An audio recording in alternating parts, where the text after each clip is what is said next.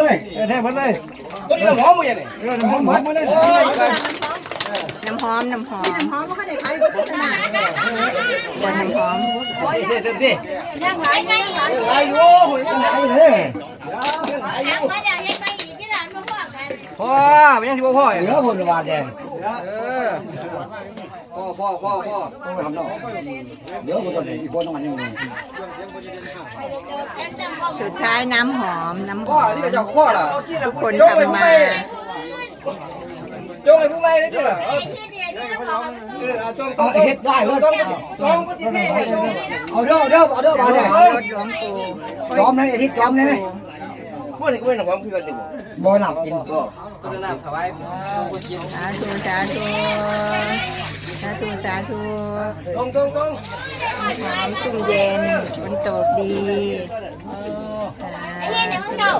พิพายอะไรที่ไหนว่าไม่ได้หอดไป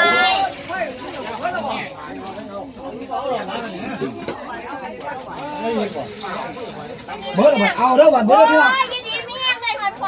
ใช่เพื่อนทุกคนมาบอกต้องเราอ่ะแต่ไม่ยากเพื่อนต้องนะเพื่อนพ่อ